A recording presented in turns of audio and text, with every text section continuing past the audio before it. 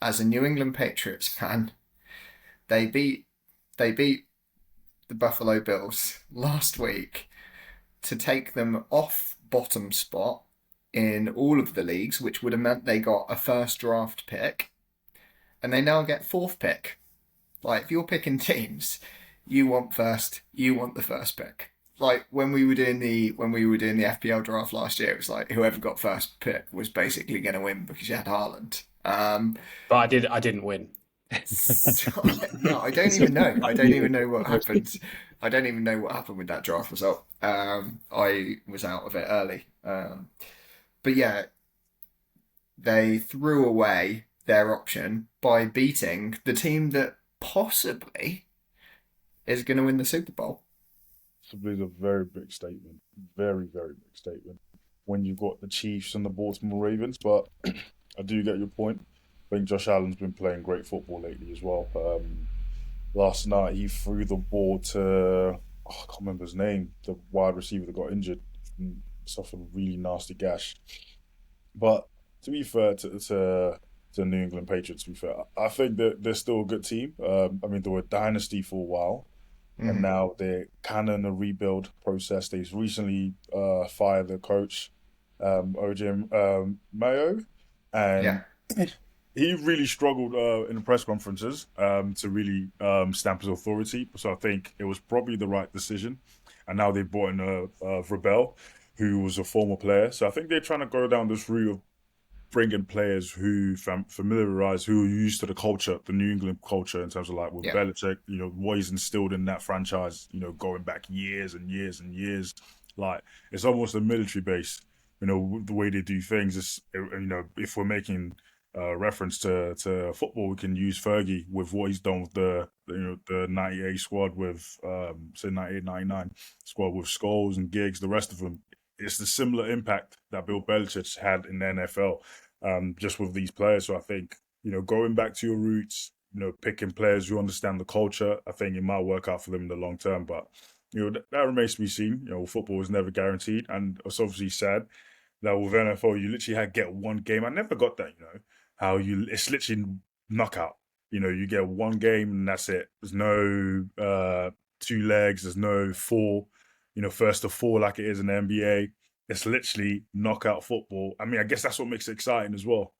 And to be fair, you can't really have two legs given how intense American football is as well. I mean, you've got 14 games in total, so I guess, it makes sense. It makes sense, and it adds to the excitement as well. So, where are we at the moment in the season? We've just done the wild card round. Okay. So the wild card round, two teams, the team that leads the AFC and the team that leads the NFC, skip the wild card. Yeah. But the next best of the rest go through and play the wild card round. Interestingly, about the wild card though, it was only introduced, about 50 years ago it was introduced, so a fairly decent amount of time. And in that time, only 10 of the wildcard teams have ever made it through to the Super Bowl. 6 of them have won it, but in 54, 55 years, only 6 wildcard teams have actually won it. So highest likelihood is that it's going to be between the Chiefs and the Lions, Detroit Lions. So you're telling me, and there's a lot of buzz about the Lions. Obviously, James, you were talking about the Kansas City Chiefs went on their big streak at the start of the season. It was scrappy though, weren't they?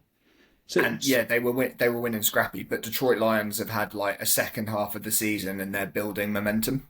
So out of those, that stat, so say the wild card's been there 50 years and only 6 have won from the wild card round. You're saying for the other 54 years, the first of either division won the Super Bowl? Yeah. That's crazy, isn't it? Yeah.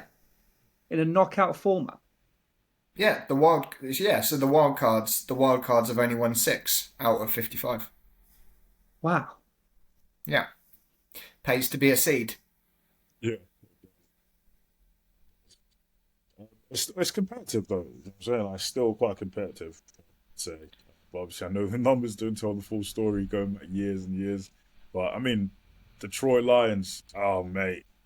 Like the mentality, what Dan Campbell's done with that franchise, incredible. I don't know if you watch their tapes, like literally after the games, like they always have like this behind the scenes.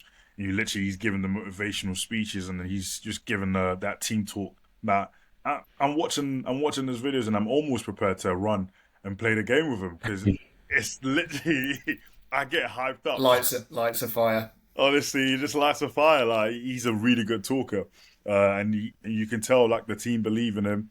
The team literally all behind him as well. And Lions, they've played great football all season. So I'm particularly excited to watch them. I think they've got if I'm not mistaken, who have they got next week? I can't remember. Lions have got the Commanders, Washington Commanders. Yeah, and that will have Jaden McDaniels, so that should be a good game. But probably root for the Lions with that one. I was actually surprised that the Commanders beat the Tampa Bay Buccaneers. I think they've had their game for the knockouts, and I think in the next round, Joel, where we're at, we're done wild card. Next is the divisional round, and then it's the conference championship. So that's the AFC or the NFC, which the league split into, and then whoever wins that goes into the Super Bowl. So we've got 2 more knockout rounds to go, and then it's the Super Bowl. So all done in 4 weeks' time. It's crazy. 9th of Feb. Yeah, that's it. Yeah, Lovely. I'll probably tune in about but Buffalo Bills Ravens going to be a great game. To me that's the game of the playoffs for me. Other than with the Final Four, that's the game of playoffs. Are you staying up? How do they figure out who plays who? Because you've got like north, south, east, west, right? Yeah, so it is now split. It is now split into their into the NFC or the AFC. So the AFC is the American Football Conference, and NFC is the National. And there are North and Souths in both, but it is just done on seed in your conference. I'm going to ask a really stupid question here. What's the difference between American Football Conference and National Football Conference? If they're both? I was thinking the same thing, so I'm glad that you asked. Yeah. I think it's just the split. There's some relevance to it in the past, but it's just how they've titled the splits. So do East and North sit in National and South and West sit in AFC? No. There's both in all of them. What a confusing process. I'm finding these tables really hard to read. No idea what's going on. Did Taylor Swift's team win? Yeah. Last year they did. James and Taylor's Kansas City Chiefs are through, and they will be playing this weekend against the Houston Texans. Have they got anybody famous? The Houston Texans. Kansas City? No, Houston. Have they got any mega fans? Mega fans? I don't know. Yeah, usually when we talk about a sports team, we usually talk about players, don't we? But we can.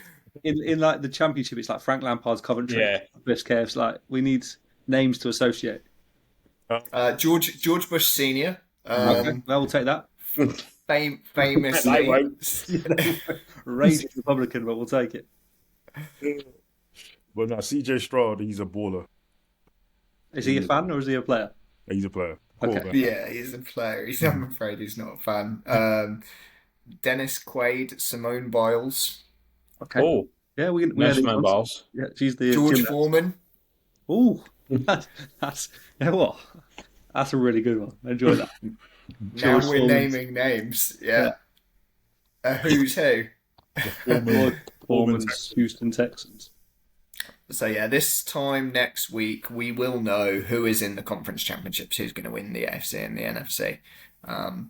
So my predictions are that the Bills will beat the Ravens, and it's going to be the Buffalo Bills versus the Kansas City Chiefs. And then in the other end of the draw, Detroit Lions. I can't see anyone beating them, but they're going to be up against the Philadelphia Eagles, who have got either the Rams or the Vikings. They're playing tomorrow night.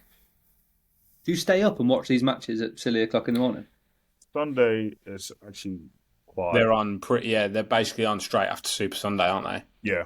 So it's they're lunchtime in the US. Mm-hmm. And then so the ones that are a little bit later. Football's played much earlier in the day. Basketball's played in the evening. Well, they have to because it takes hours. Wait, like East Coast games are played with a West Coast audience. Take hours, to be fair. So